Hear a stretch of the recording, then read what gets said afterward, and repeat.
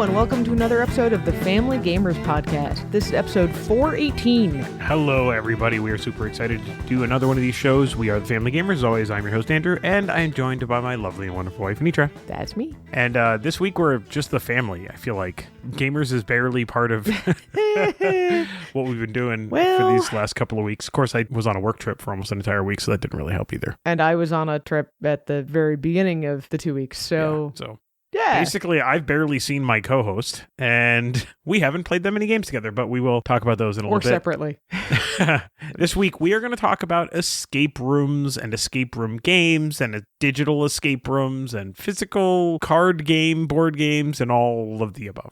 Because escape rooms are great, but I would never want to escape from you. Oh, I mean, that was lovely. This is, in fact, inspired from our solicitation for what you wanted to hear about. And Peter Schott in the Discord said he wanted to hear about this. So guess what, Peter? You're getting your wish. Thanks for the suggestion, by the way. But that's not what we're going to talk about right now. You're going to tell us something about 418. I am going to tell you something about 418. So HTTP. Yes. HTTP codes. Yes. Hypertext Transport Protocol. I think that's what it stands for. HTTP codes are the ways that the internet shares statuses with connecting devices. There's all these status codes. They mean a lot of different things. Yes. If you have something that's making what's called an API call, it'll say 500. If there's just a generic error, it'll say 200. If everything is A-OK, it'll say 403. If you're not allowed to be there, forbidden. If you ever go to a website and it says, oops, we don't know where this is. That's a 404 code. That is a 404 code. There's also some other ones like redirect, which is 301. And there's also a special one that's 418. Well, there's whole classes of them, like all the 200s are things are okay, all of the 300s are redirects, all the 500s are errors. Yep. Yeah. But 418 is a little teapot. So what? It's a what? I know. In the realm of HTTP status codes, which generally signify crucial information about website communications, there lies an anomaly. Status code 418, I'm a teapot. Unlike its more serious counterparts, 418 adds a dash of humor and whimsy to the otherwise technical landscape of HTTP protocols. The origin of 418 traces back to 1998 as part of an April Fool's joke by the Internet Engineering Task Force. It was introduced in RFC 2324 titled Hypertext Coffee Pot Control Protocol. HTCPCP. Nailed it. HTCPCP was an elaborate jest that described a communication protocol for controlling, monitoring, and diagnosing coffee pots.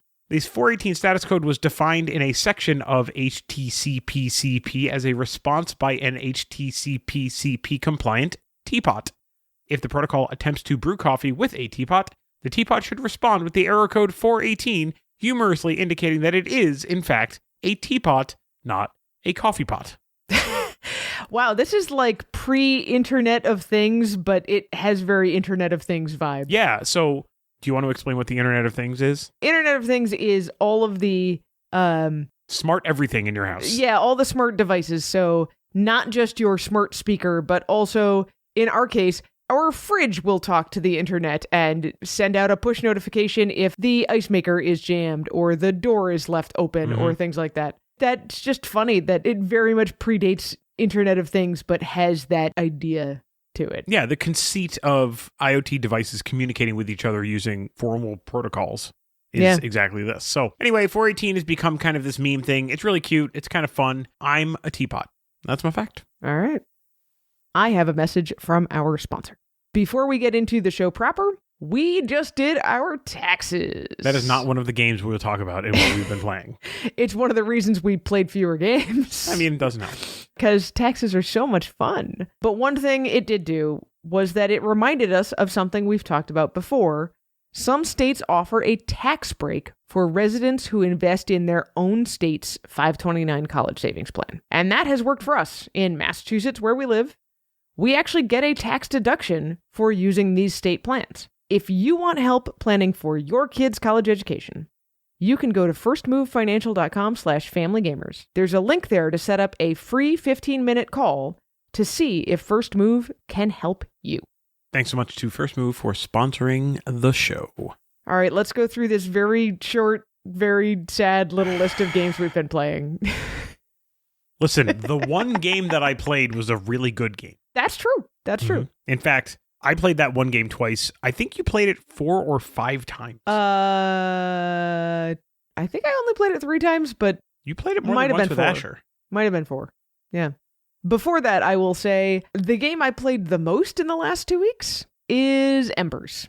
So I did mention this on the last show, but I played it a ton since then because I wanted to have a review out. Congratulations to me. That review came out on Thursday, March 12th. Listen, got to do what you got to do. In all seriousness, I really, really have been enjoying Embers. It feels hard but achievable without being overly complex. And marrying all of those together in a game that only takes me about 10 minutes to play is frankly amazing. That's great. So that's my very short review. If you want the full review, which is about 1,600 words. Wow. For a 10-minute game? Yes. Okay. You can go to thefamilygamers.com/embers and read the whole review. All right.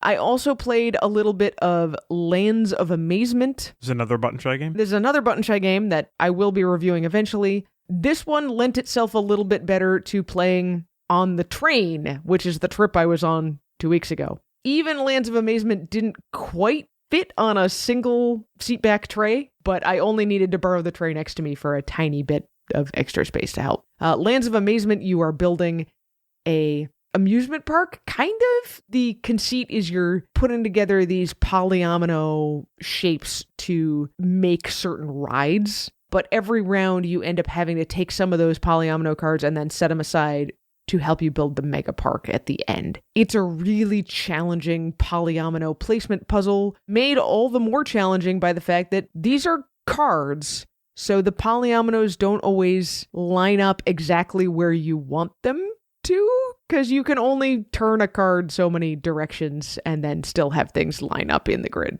And sometimes there's extra bits of the card where you're like, if only I could rotate this another 90 degrees, but then I'm going to cover the whole thing. So that one's been kind of tough to wrap my brain around, but I do find it interesting. I will certainly be playing it more as we get further into the spring. So the one game that I have played is the game Aspens. I've played this a couple of times with you.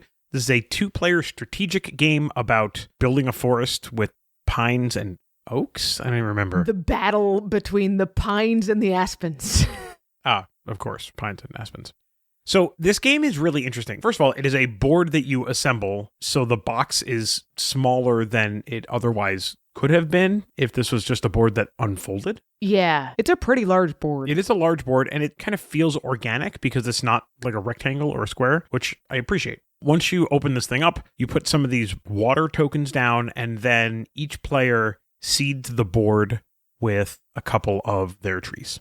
I think it's 5 of their trees. Yeah, you both start with 1 tree next to each of the waters, and then you have a couple extra trees that you can place in any one of those spaces. Yeah. Gameplay is incredibly simple. You roll 2 dice. One of them is a direction die, and one of them is a number. And basically what this allows you to do is, if you are the one who's rolled the die, whatever the number is, every space that you have at least that many trees in will net you another tree, and then you get 1 extra because it's your turn. The other player also gets the number of trees that correspond to their spaces. Yes. Then you place these trees in the direction the die roll says that you can place them. It's the exact direction and then 1 to the left and to the right of it. So if you roll a north, it's north, northwest, and northeast. This is relative to the places where you already have trees. Yeah, the idea is you're basically like spreading seeds on the wind. Yep. It felt a lot like Fire Tower in the way that this part of it worked. That part felt very much like Fire Tower. Most of the rest of this game, including the initial board setup, felt to me a lot like Battle Sheep. Sure. Yeah, I think that makes a lot of sense. That is pretty much the mechanics of the game.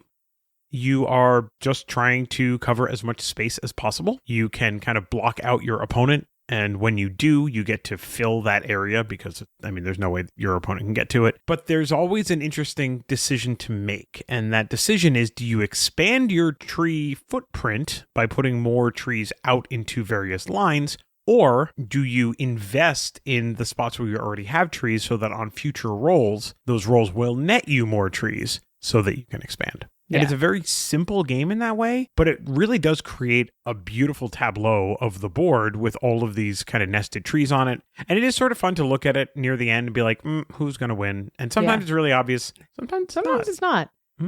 Yeah, I would say the other thing is, in addition to needing to make that decision of, do I want to use these trees to expand out more, or do I want to use these trees to kind of solidify my footprint so I'll earn more trees in the future, is it's not an easy decision because you have to respond to what your opponent is doing as well. Absolutely. They can't get too far out ahead of you or they will just take over the board anyway. Yep. So it's really nice, simple, yet still emergent strategy, and the decision making is really interesting. We did get the Majestic something expansion with this as well, so we're which we haven't tried yet. Yeah, it's some cards. The cards are gorgeous, like super beautiful.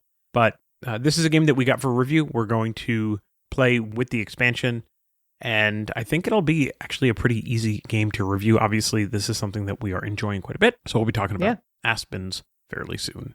The only other game that I have played in the last 2 weeks is Verdant Arizona. I mean, this is another game that's all about plants and arranging them in the most pleasing way possible. We've talked about it a little bit in the past. I showed our son. He was very annoyed because he grasped right away the implications of this whole idea of you're sharing a truck with your opponent and how you use that to draft your cacti to put in your grid. But what he did not grasp right away was the restrictions of putting it into the grid and what that meant for the kinds of numbers you wanted to pull. So he backed himself into a corner pretty early and then got annoyed. I think we will play it again. He will probably enjoy it better the second time. I find the strategy in Verdant Arizona a lot less organic and a little bit harder to wrap your mind around. It's not a good or bad judgment call. It just, since we just talked about Aspens, this is a very different game, even though on the surface it looks kind of similar. Sure. Aspens feels way more organic too. Yeah, exactly. Right. I mean, not just in terms of gameplay, but it feels like a more organic game. Like the way it's a more organic experience. The way it grows, as opposed to plucking a card and then submitting it to your grid. You know what I mean? Which is much more mechanical. I like both games. They are definitely different games. I think if I were going to pick one, it would be Aspens at this point. But yeah, I like both Verdant Arizona and Aspens.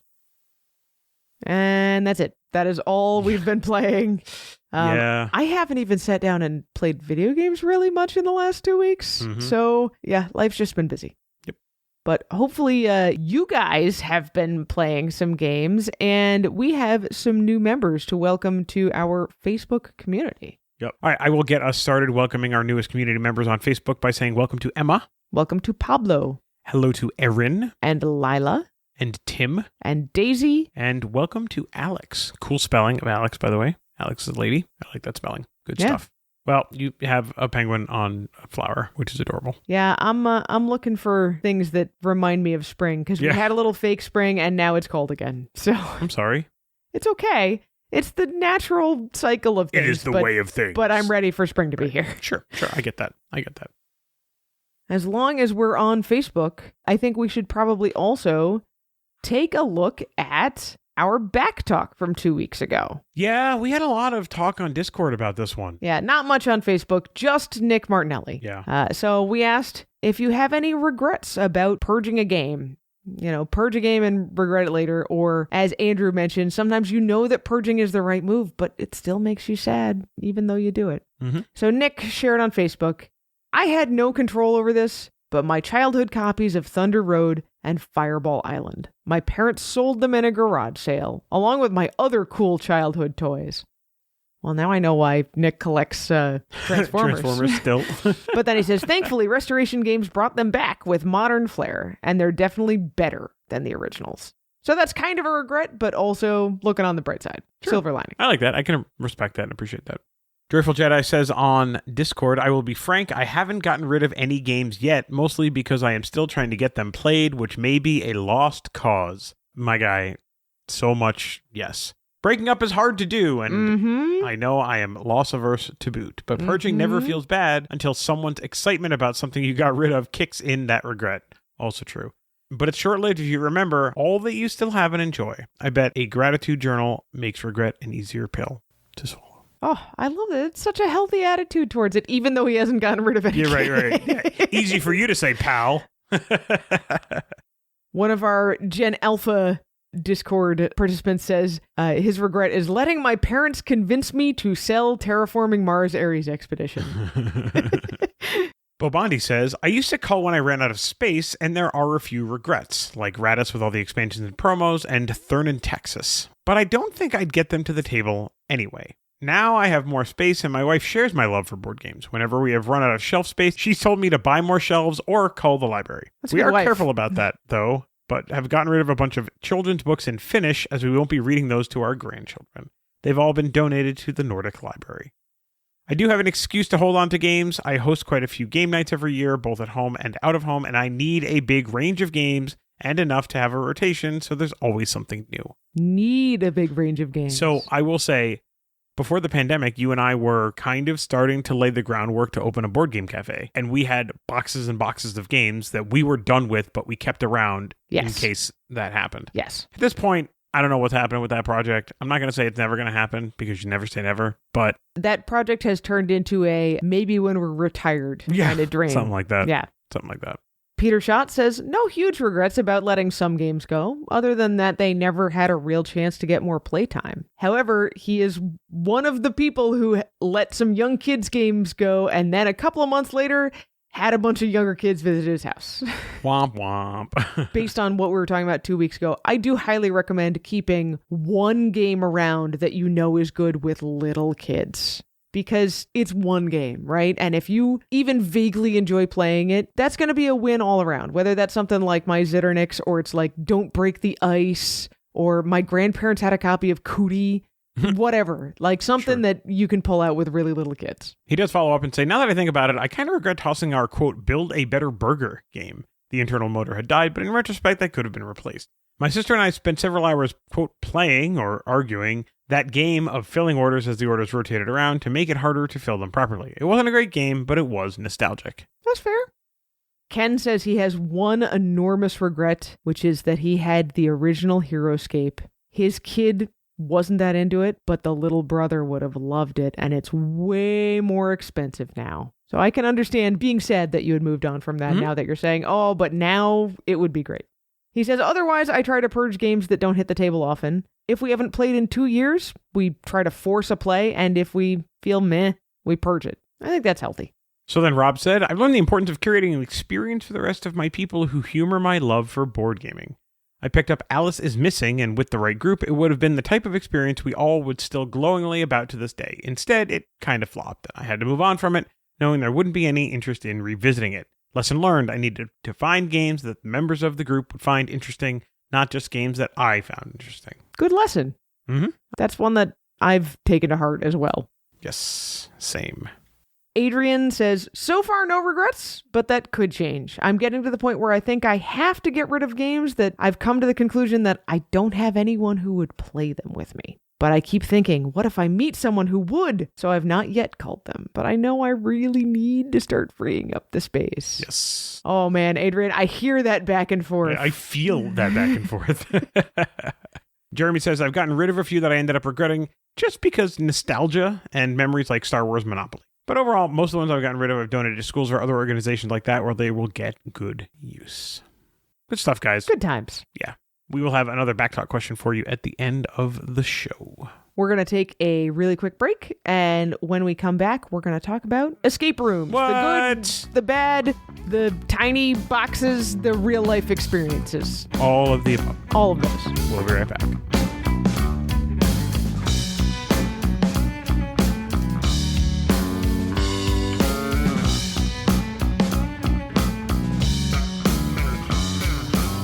And we're back. So we're going to talk today about escape rooms. Yeah, so this is a very multi-layered topic, I guess is the best way to put it. Yeah. Yeah, so we're going to talk about a bunch of different kind of escape rooms, actual physical escape rooms. We've done some of these.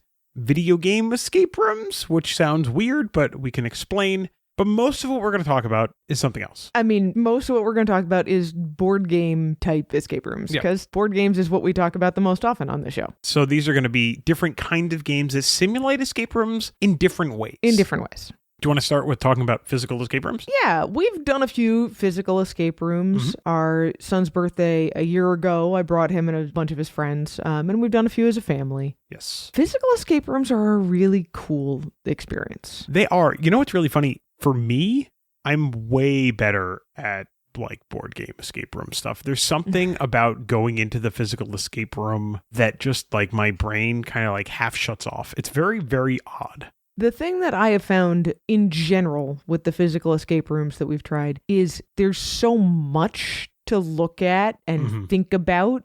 Usually you can identify when something is a puzzle, but trying to figure out what goes together, if you need to pull together information from different parts of the physical space, or if you need some kind of knowledge or combining a bunch of other stuff together. And it takes a while to just figure that out, I think, a lot of the time. I also think that there's something about the fact that, no, really, you have like 2 hours. That's it. That's all you got. It's in your face. And also you're like out a bunch of money. So like the pressure of like, I need to have fun being successful. I just think it feels different than just you're sitting at home at your, dining room table with a box of parts. Yes. That said, because physical escape rooms are physical, if you're doing it as a whole family of 4 or 5 or 6 people like we've done before, if someone feels like they don't know what's going on, or if they're starting to feel overwhelmed, they can't walk away, but they also don't necessarily need to feel like they're being dragged along either.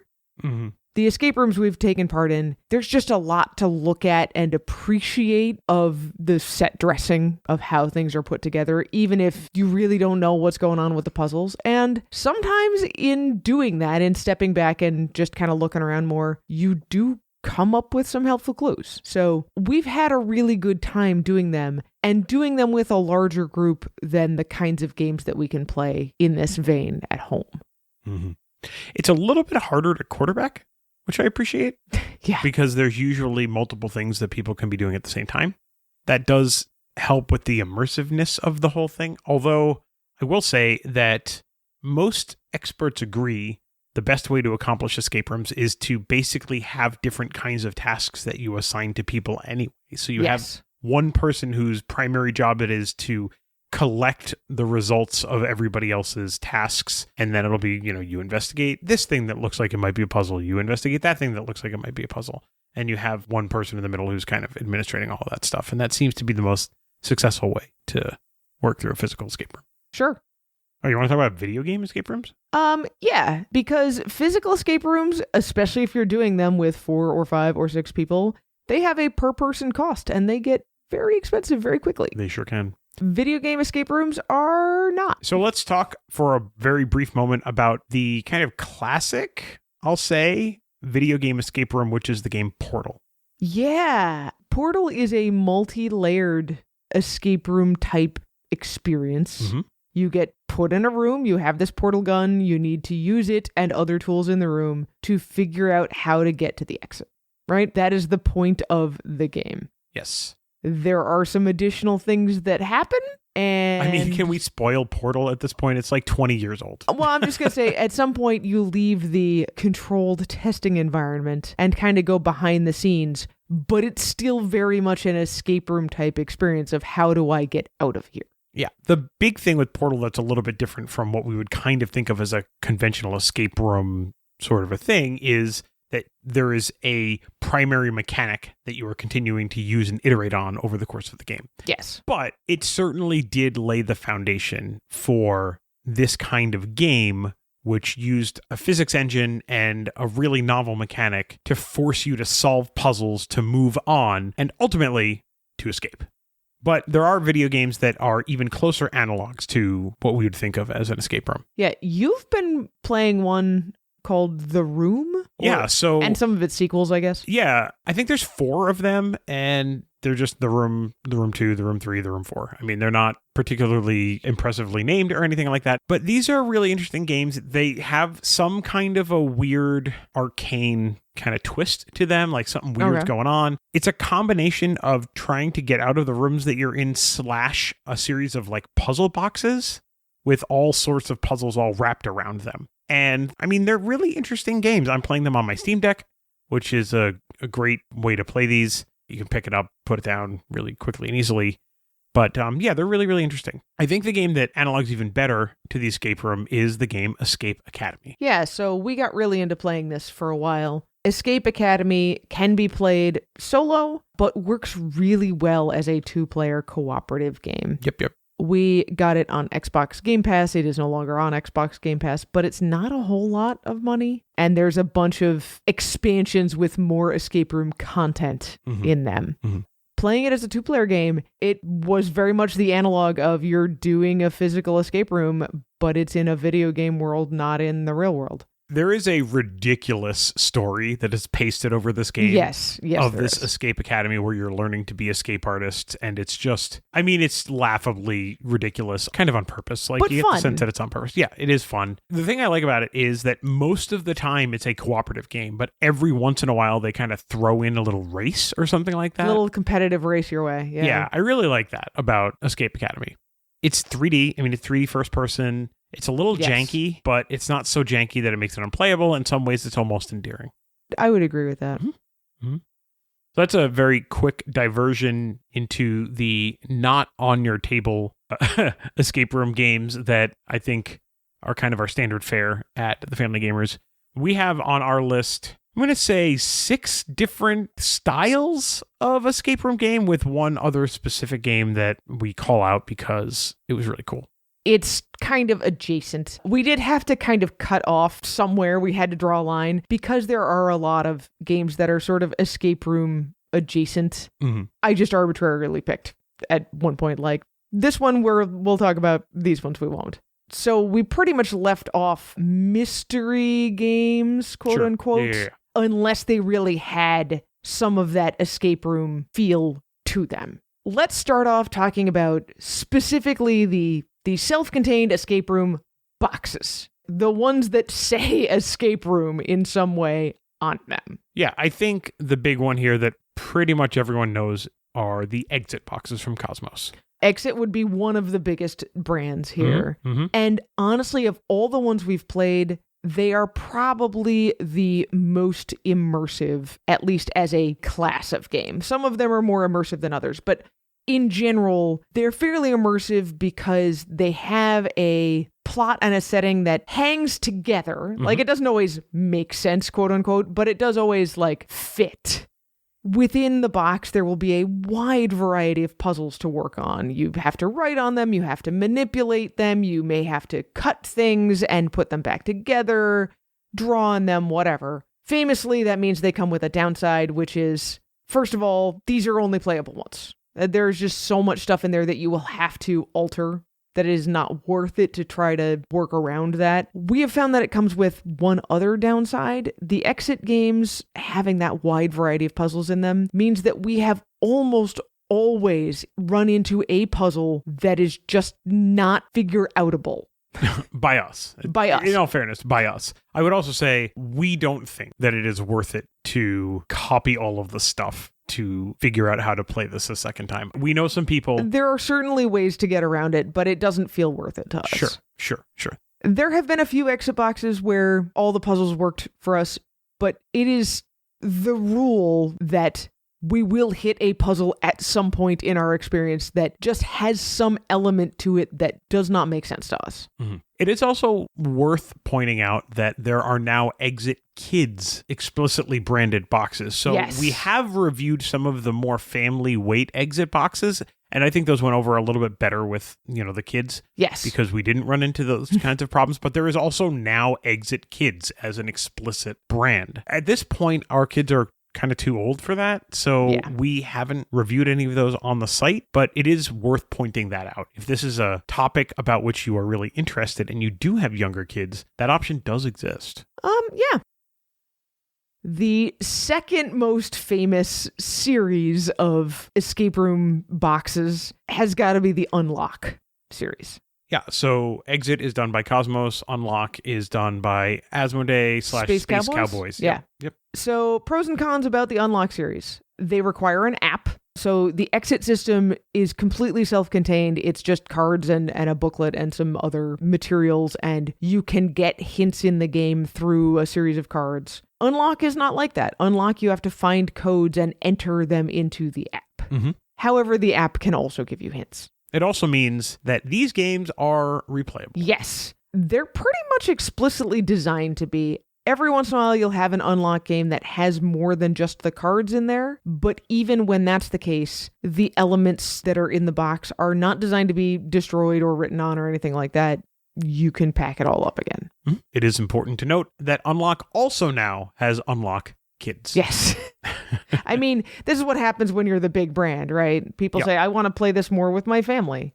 I would say Unlock, our experience has been really uneven. Some of them have been great. Some of them have been really weird and just don't make sense. Some of them have been downright bad. I mean, we can just say a couple it. have Some been have bad. been just bad. So the experience on the Unlock side is just a little bit more uneven. Yeah.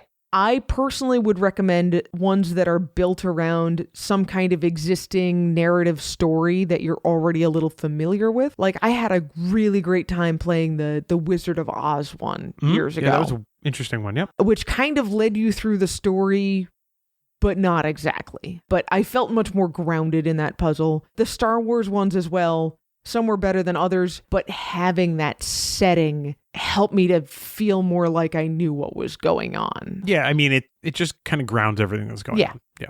So there's one more group on here that is really explicitly about the puzzles of it all. They're not quite escape rooms in the same way that Exit is really even narratively escape room, but these are the holiday hijinks from Grand Gamers Guild. We've talked about these a bunch of times. We have. They just keep coming out, those darn things. These days, they're probably our favorite.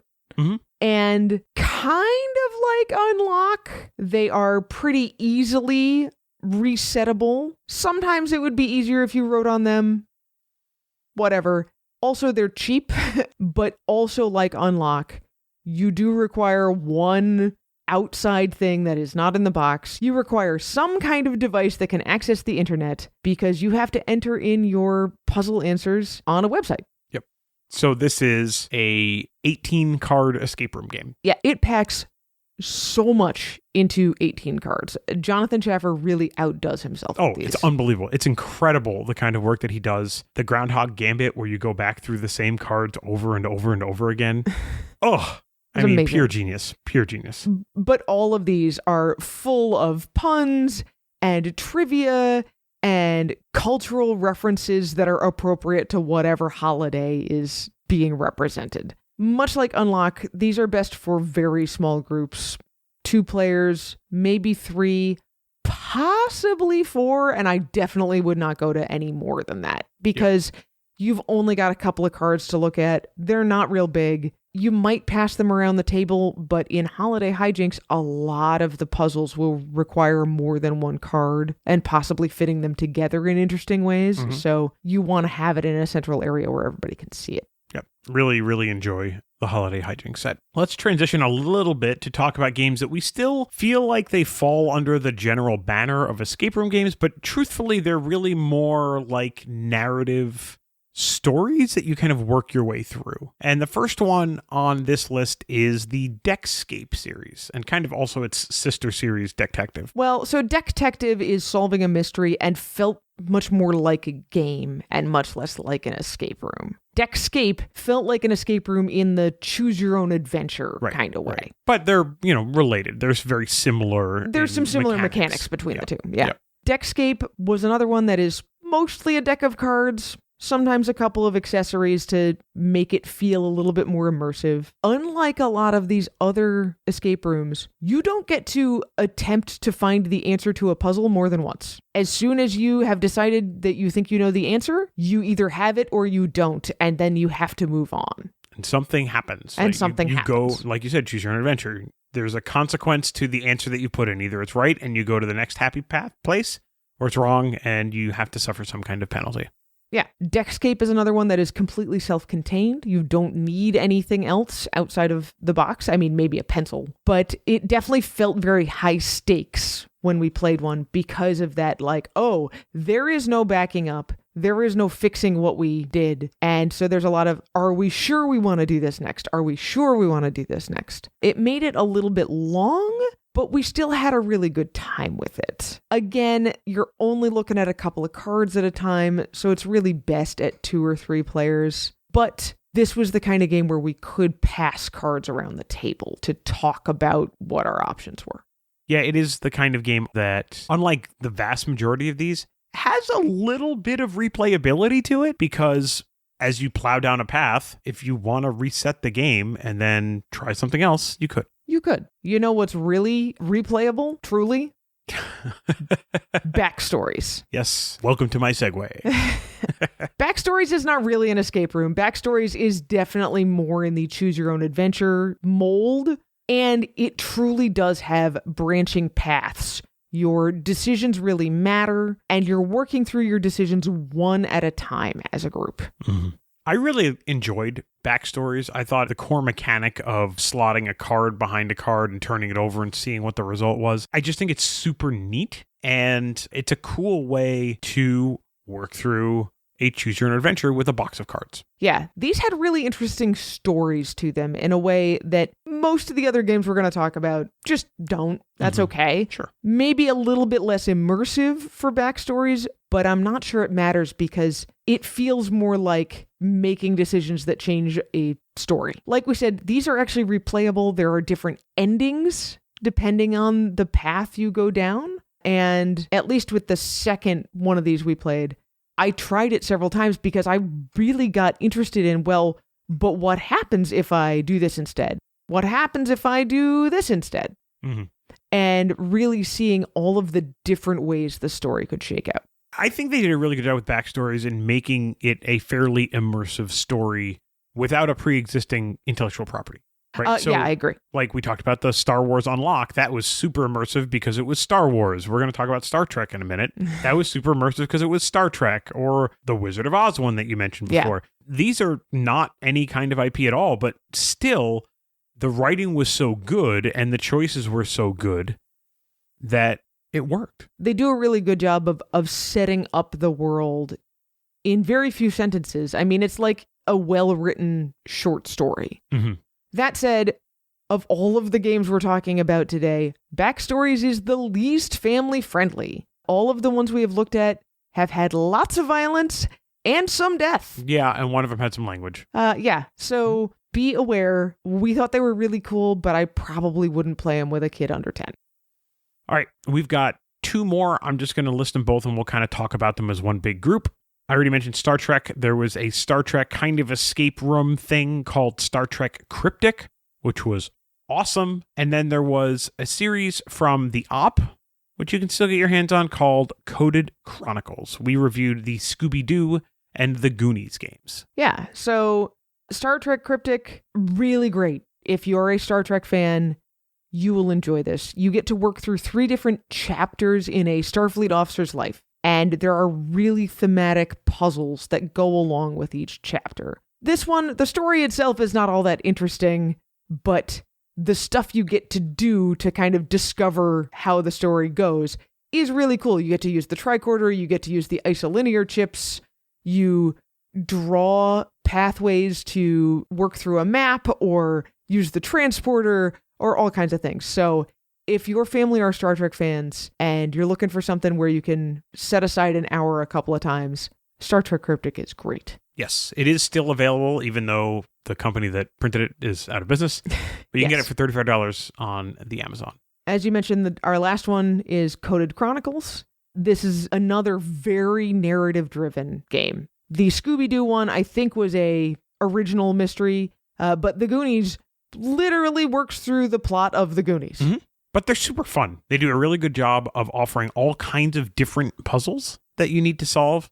And because there's some intellectual property attached to both of them, you find familiar through lines, I'll say.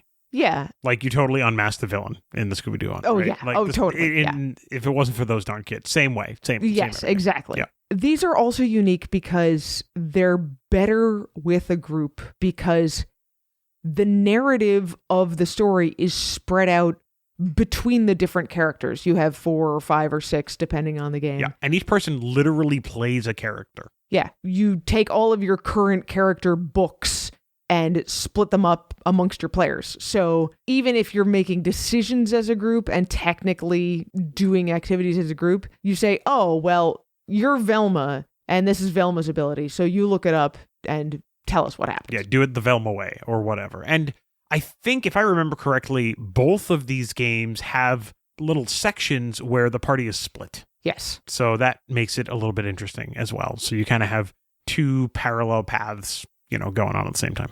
Yep. These were also completely resettable. You wouldn't want to play them over again, but you could give them to a friend. Yep. And very family friendly. When we played The Goonies, our kids had not seen the movie. It did not matter. The story was still fun. Mm-hmm.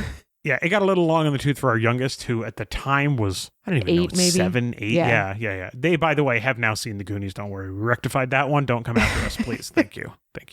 So the Coded Chronicles are a great choice if you're okay with something that's going to run a little longer, but be very family friendly. Yes. So hopefully this is helpful if you've been thinking about wanting to do something escape room-y as a family. Mm-hmm. There are lots of choices out there. There are also tons of other choices out there that we can't cover. We've looked at other escape rooms in the past. Some of them are one-offs. Some of them are handcrafted. A lot of them are really more horror-y, like the hunt a killer stuff and things like that just don't appeal to us. So those we couldn't even really talk about because we wouldn't play them. And there are a bunch that are really targeted towards kids. Unfortunately, the ones of those that we have tried ourselves are no longer available. So if you're really trying to do this with younger kids, I would suggest starting with a Exit Kids or an Unlock Kids and seeing how that goes. I trust those publishers to have a better handle on what kids can do, both in terms of actual capabilities, but also things like attention span. Mm-hmm. All right, so that's going to bring us to our Backtalk question this week, which really is wholly unoriginal and not at all surprising, which is, have you ever done an escape room before, like a real one? If not, why not? Is it the cost? Is it because there isn't a good escape room place in your area? Or maybe it's not something that you're interested in. I'm just really curious what people's escape room experiences are. And because escape rooms are so regional, if there's an escape room place that is near you that you like, shout it out. Yeah, tell us totally. what it is. We'll shout all of them out on the show. You can tell us about your escape room experience, or lack thereof, on the Backtalk channel of the Family Tabletop community on Discord, or in a question that I will hopefully try to remember to post in our Facebook community. How can people get to those places, Anitra? Well, the easiest way to get to the Family Tabletop community on Discord is to use the invite that you will find by going to thefamilygamers.com/Discord. Super easy. And how can you get to the Facebook community, Andrew? Well, the easiest way to get to the Facebook community is by going to the link, thefamilygamers.com/community. We're also on basically all of the social media at Family Gamers AA. That's Facebook and X and Instagram and sometimes TikTok and sometimes Blue Sky and maybe Threads and also YouTube. Yep. Also, you can just go to Facebook and search for the Family Gamers community. You will find it. You will definitely find it. Mm-hmm. Of course, you can always email us if you have very specific questions that you don't want to send out into the public. Andrew at thefamilygamers.com. Anitra at thefamilygamers.com. Please don't forget to subscribe to the show, tell your friends about the show, and leave us a review at Apple Podcast or whatever your podcast subscription source is. You can also find us on Amazon Music, TuneIn, Spotify, and YouTube Music. Music for the Family Gamers podcast is still provided with permission from You Bred Raptors. I'm thinking about mixing up the songs. What do you think? No, keep them. I like them. Well, I mean other You Bred Raptor songs. People know these songs now. Okay. These are the ones they want. Sorry. All right. Well, if you want to sidecar your show feedback and Backtalk, you can if you want to. Yeah. The Family Gamers is sponsored by First Move Financial. Go to firstmovefinancial.com/familygamers to learn how the team at First Move can help you pile up the victory points. Well, I think that was a lot for this week. It was fun. It kind of makes me want to play that escape room box that you bought me for Christmas, and which is still sitting on the shelf. The one that I secretly bought at PAX Unplugged? Yes. All right. Do you want to go do that? Let's give it a shot. All right. We're going to do that. We'll report back next time, I hope. But until then, everybody, play games with your kids.